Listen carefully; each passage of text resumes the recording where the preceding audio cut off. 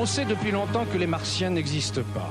On sait aujourd'hui qu'il n'y a pas de vie sur Mars. Pardon. Et alors? Mais les experts en arbres? Non, t'as pas pu appeler un bûcheron, quelque chose? Non, là, y a pas d'expert. Ok, bon bah, c'est... Mais cela ne suffit pas pour affirmer qu'il n'y en a jamais eu. Bref, c'est toute la question. Est-ce que la vie a pu exister un jour sur cette fameuse planète rouge? 2, 1, 0. Pendant l'été ça lui a fait dire. 1975, la NASA a lancé 2 satellites surnommés Viking à un mois d'intervalle. Leur destination, la planète Mars. Chaque satellite était équipé d'une sonde qui allait se poser sur le sol martien. Pour la première fois, la Terre allait recevoir des informations prises directement sur le sol de la planète rouge. La mission Viking allait déterminer s'il existait une forme de vie sur Mars. Alors, ça aura très mal vieilli parce que maintenant, on a envoyé des satellites qui prennent des photos en HD. Et il s'avère que maintenant, on sait ce que c'est. Et par contre, ça continue parce qu'on a aussi envoyé des petits véhicules sur le sol de Mars. Et du coup, le véhicule prend plein de photos. Et alors là, mais je me suis tapé une barre de rire. Mais une barre de rire. C'est que, à un moment, il y en a qui sortent un truc. Il y a comme une porte comme ça dans un rocher. Vraiment, tu vois, un rocher énorme avec une porte. Tu vois, vraiment, c'est carré. C'est vraiment une porte, quoi. Sauf que la porte, elle ferait ça de haut. C'est juste une anomalie, en fait. Non, parce que... Ou alors, t'as des tout petits martiens, je sais pas. Des mini-pousses. Depuis l'Antiquité, l'homme est fasciné par Mars parce que la planète est d'une couleur différente des autres et qu'on peut la reconnaître facilement dans le ciel. Alors non. L'homme est fasciné par Mars parce que Mars se retrouve à une distance où la vie serait probable. Alors pourquoi elle l'est sur Terre mais pas sur Mars? C'est ça qui nous... Non, c'est juste la couleur. Ah, c'est rouge comme ça, tu vois, ça attire l'œil, comme les taureaux. Après la découverte du télescope, on a remarqué, comme au-dessus de la Terre, des nuages au-dessus de Mars. Et puis des zones sombres et d'autres claires, comme s'il y avait des terres et des océans. On en a déduit que Mars ressemblait beaucoup à la Terre à ses débuts, quand la vie est apparue. Si Mars et la Terre sont des planètes similaires, il est... Alors, ce qui est rigolo, c'est que si vous remontez assez dans le temps, il y a eu exactement la même chose avec la Lune. Avec la Lune, il y a des taches sombres et claires. Et donc, les gens se sont imaginés qu'il y avait des zones où il y avait de l'eau et des zones où il y avait des terres. Il y a eu exactement le même phénomène avant qu'on aille sur la Lune, où les gens pensaient que la Lune pouvait être habitée. C'est concevable que la vie ait existé sur Mars, que les conditions à un moment aient changé et que la vie soit devenue impossible. Malgré les espoirs que nourrissaient certains scientifiques, les 2 missions Viking ont démontré qu'il n'y a pas de vie sur Mars. Mais elles ont aussi révélé d'importantes informations.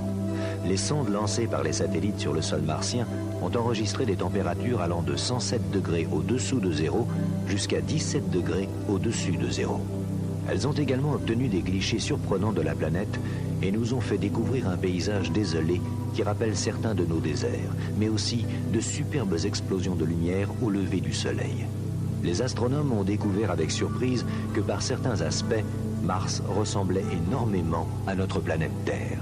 Ces traces sinueuses sont des fleuves et des rivières asséchées, ce qui prouve qu'il y avait jadis de l'eau sur Mars. Les volcans éteints sont gigantesques. Il y en a un qui est 3 fois plus haut que le mont Everest. Mars a 2 calottes polaires comme la Terre et d'interminables déserts que les scientifiques pensent être des fonds marins gelés recouverts de sable et de poussière. C'est dans un de ces déserts, le désert sidonien, que l'on a pu repérer ces monticules étranges. Leur symétrie rappelle celle des tropiques et leurs proportions presque parfaites. Mais il y a encore plus surprenant, 15 km plus loin.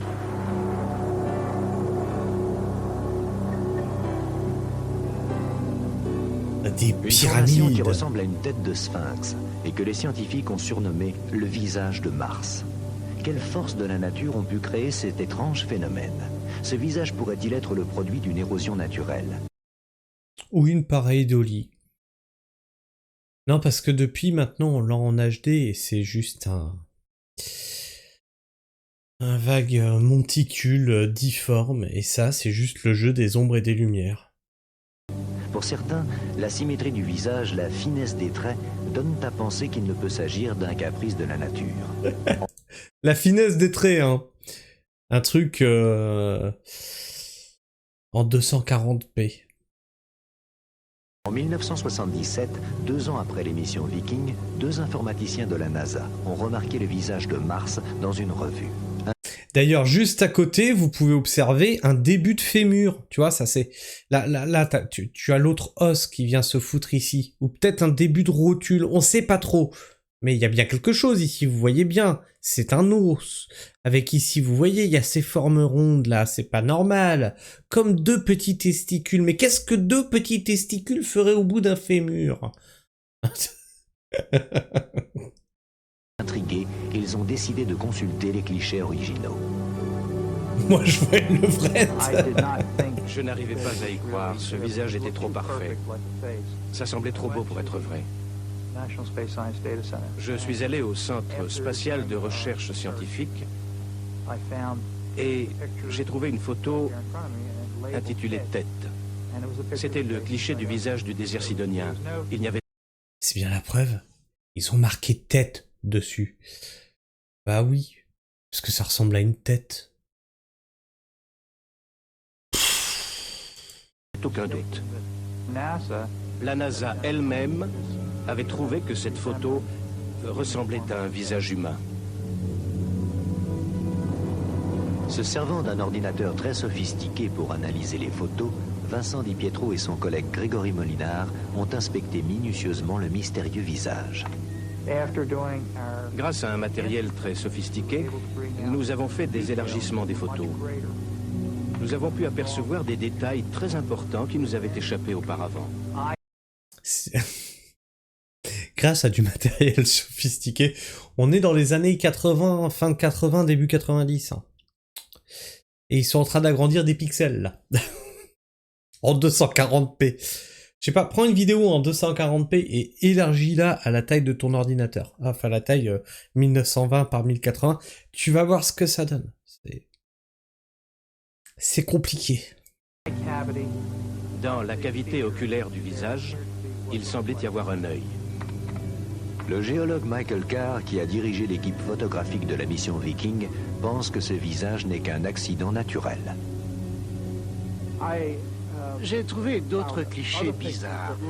Des clichés de choses naturelles, mais qui semblent bizarres. Il y en a un très amusant qui ressemble à Kermit, la grenouille du bébé de show. C'est bien la preuve que les extraterrestres ont inventé le bébé de show. Par contre, je vois pas où ça ressemble à Kermit. Hein.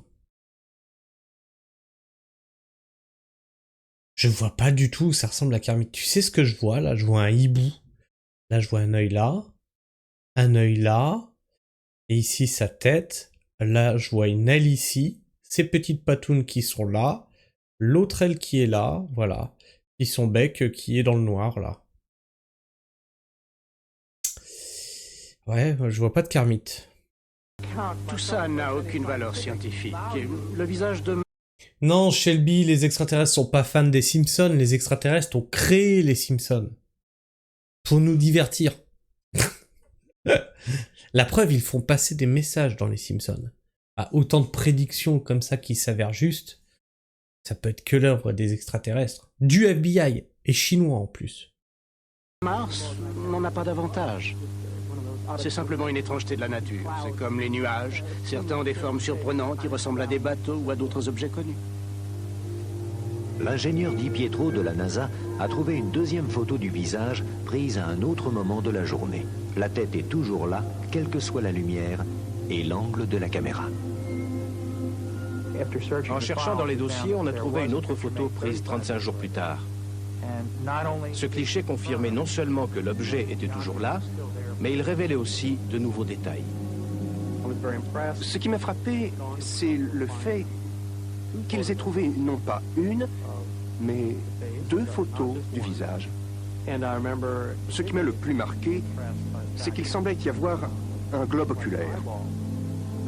On pouvait distinguer une cavité sombre au milieu de l'orbite sur chacune des photos. C'était très visible.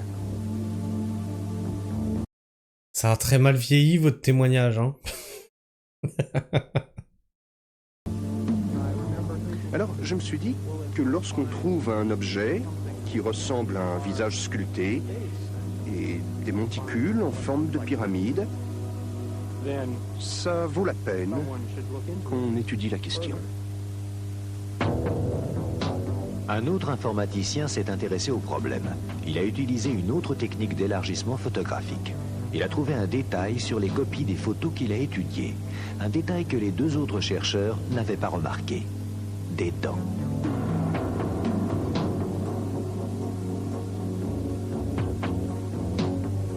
Di Pietro a fait une autre découverte. Un deuxième visage à des milliers de kilomètres du premier, de l'autre côté de la planète, et dont les proportions sont très semblables à celles du visage du désert sidonien. Non mais tu vois un visage là?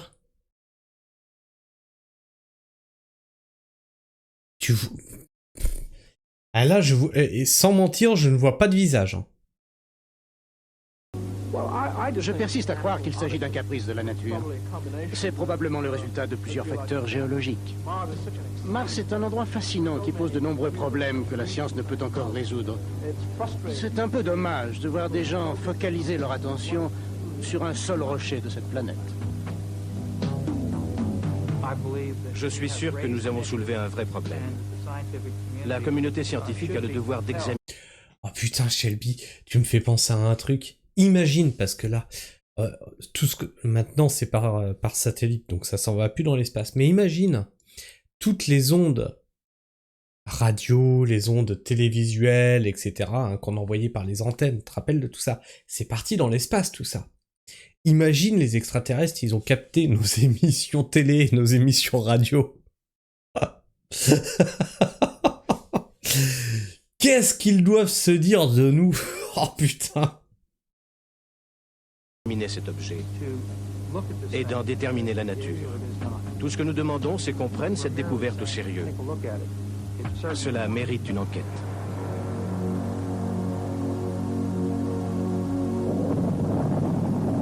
En septembre 1992, la sonde Mars Observer est partie pour la planète Mars. Bien que sceptiques, les officiels ont décidé de s'intéresser au visage de Mars.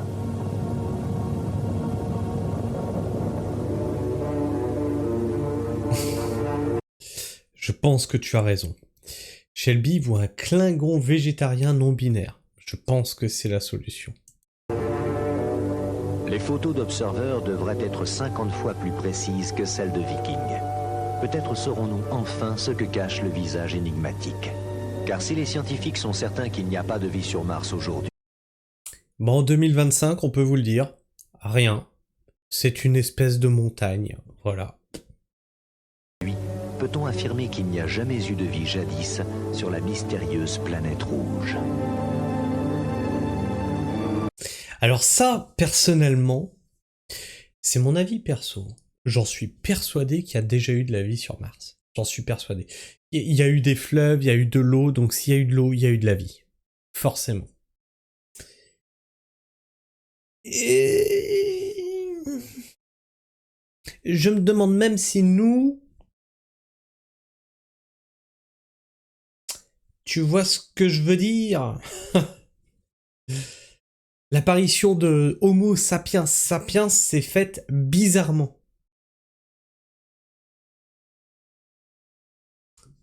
Moi, je me pose quelques questions. Après, je dis pas que j'ai raison. Je dis, je me pose des questions, voilà. Je me dis, peut-être que... Eh bien, la question essentielle, la voilà posée. La vie a-t-elle pu exister il y a peut-être des millions et des millions d'années sur la planète Mars? C'est maintenant ce dont nous allons discuter avec nos invités. André Braque, Jean-Pierre...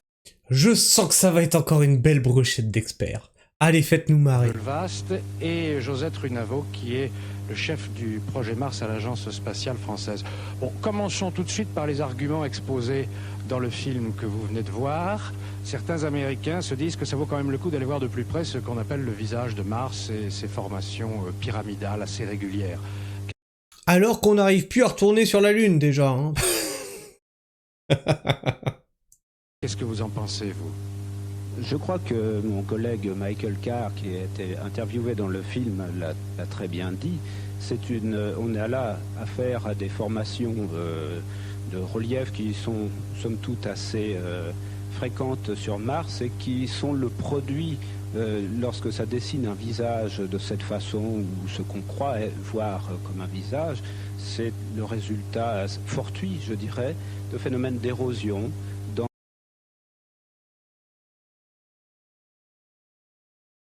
Putain, on a un expert sur le plateau de Mystère qui dit pas de conneries.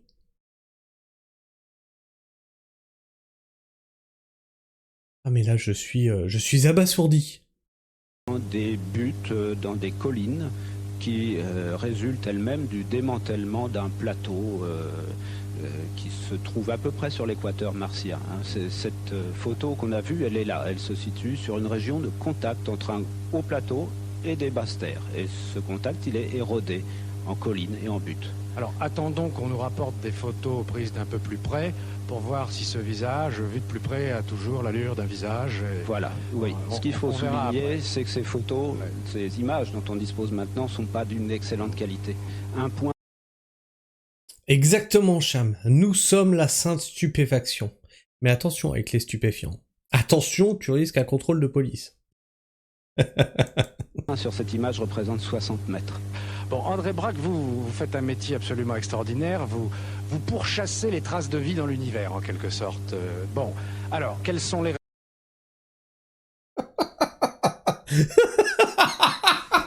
Le mec, il pourchasse, ça. C'est le mot qu'il a utilisé. Il pourchasse les traces de vie dans l'univers. Ok, Predator. Tout va bien. Raisons qui peuvent inciter à penser qu'il y a peut-être eu de la vie sur Mars dans le temps. Eh bien, on pense aussi de plus en plus qu'une bonne partie des molécules organiques, qui sont les ingrédients qui ont servi à faire la vie sur la Terre, ont été importés de l'espace. Formés dans l'espace, apportés sur la Terre par des météorites, par des grains interstellaires, des petits grains de poussière, qui sont venus donc formés à l'extérieur et importés sur Terre. Donc, et d'autre part, on sait également, d'après ce qu'on a vu dans le film, qu'il existe actuellement sur Mars des lits de rivières asséchées. Donc c'est une preuve qu'il y a eu sur Mars de l'eau à l'état liquide sur des périodes de temps très longues. Si cette eau est devenue de la glace, pourquoi est-ce que la planète s'est refroidie? Attendez, pas si vite. Donc il y avait vraisemblablement de l'eau à l'état liquide. Il y avait une importation identique à celle de la Terre de molécules organiques faites à l'extérieur et apportées sur Mars. Donc tous les ingrédients étaient réunis pour faire la soupe, en quelque sorte. On avait les légumes et l'eau. Donc... Passons. En principe, le potage a pu démarrer comme sur la Terre. Mais vous en êtes convaincu, vous? Absolument convaincu. Dans le temps, c'était une planète. Le mec, il chasse la vie à travers l'univers en faisant la cuisine. C'est du potage en fait. Voilà, et du potage vient la vie. Planète vivable. C'était une planète vivable et la vie a pu démarrer jusqu'à un certain temps. Mais vers 3,5 milliards d'années, catastrophe, le gaz carbonique s'est appauvri, a été lessivé par la pluie, il s'est déposé sur le sol et la température a chuté et l'eau a gelé. Alors si Mars était vivable... Mais de quoi? Mais c'est... Quoi? Le gaz carbonique a chuté? Par quel principe L'eau a tout lessivé et ça a tout gelé, dis donc. C'est... Tu peux nous l'expliquer ça scientifiquement? Parce que là, j'ai un peu du mal. On peut peut-être aller plus loin et parler de la possibilité, dans le temps toujours, j'insiste, sur Mars d'une vie et d'une vie intelligente. Non. Chronologie, on n'a pas le temps suffisant. À moins de supposer une évolution hyper rapide, si vous prenez la même soupe, elle sera cuite à peu près au bout d'une heure ou d'une demi-heure. Vous n'aurez pas une soupe faite, sauf les soupes instantanées, mais passons. Ah ben ça dépend si t'es sur une planète micro-ondes ou si t'es sur une planète feu de bois. Ça dépend, en fait. Mais la soupe, elle cuit pas de la même manière, tu vois. Oh, putain, arrête avec ta soupe! Donc il faut un certain temps pour que les choses évoluent, que les molécules commencent à vivre et ensuite forment des espèces évoluées. L'homme a mis à peu près 3,5 milliards, même plus, avant d'être homme. Ça a commencé par des petits microbes, et ensuite on a abouti à l'homme, mais l'homme est vieux de 3 millions, c'était hier. Nous sommes des gamins dans l'histoire de l'évolution biologique. Il n'y a plus qu'une seule chose à faire, c'est d'y aller, Josette Runavo. Hein? Bon, alors avant d'y aller, on va y envoyer des outils. Tout d'abord, je veux préciser qu'il s'agit d'une mission russe qui est ouverte à la... Ah mais j'allais dire, ils nous disent même plus qui c'est les gens. Donc elle est ingénieure au CNES et chef de projet de Mars. Alors attention, parce que souvent c'est les plus diplômés qui disent le plus de conneries. La communauté internationale, à laquelle le CNES, donc l'Agence spatiale française, apporte une contribution importante, mais ce programme est placé sous la responsabilité de la Russie. Alors donc il s'agit de la mission Mars 94. Voilà. C'est encore une fois de la faute des Russes. 1496, et donc vous avez ici la rentrée donc dans l'atmosphère de la planète Mars sous un parachute du module de descente qui renferme un ballon. On va le montrer. Oui, c'est du polyester de type Millard de 6 microns d'épaisseur, mais ce n'est pas c'est un échantillon du ballon. Vous avez ici la pièce polaire, c'est-à-dire la partie supérieure. Et donc, c'est simplement, je vous ai apporté ce morceau pour que vous ayez une idée de la nature du matériau, de cette enveloppe. Il paraît que c'est indéchirable. C'est comme des capotes, en fait. C'est le même principe. C'est une capote, mais élargie. Il faudrait tirer avec 2 tonnes à peu près pour pouvoir déchirer cette enveloppe. Vous voyez ce ballon, il fait 43 mètres de long, 13,50 mètres de diamètre. C'est un volume de 5500 mètres cubes qui va être compacté dans un conteneur de 250 litres à peu près. Donc ce ballon va venir se placer en contact sur le sol de Mars par l'intermédiaire. Qu'est-ce que j'avais dit que c'est comme une capote?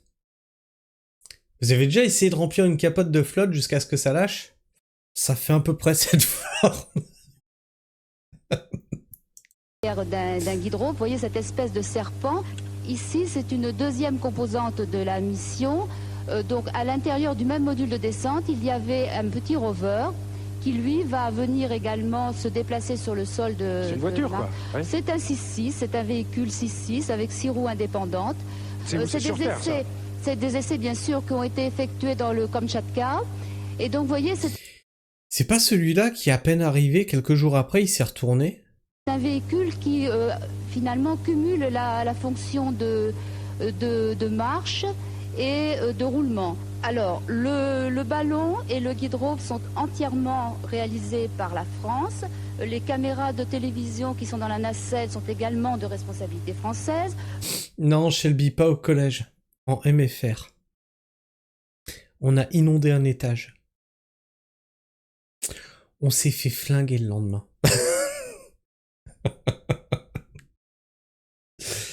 Alors avec du savon en plus dedans. Comme ça glissait bien. Et là, on voit la lumière du veilleur de nuit qui s'allume. Et nous, on était dans une chambre où la porte, elle forçait un peu. J'ai tapé un grand coup avec mon épaule dans la porte. Le temps qu'il arrive, tu vois, on se remet tous au lit, machin et tout.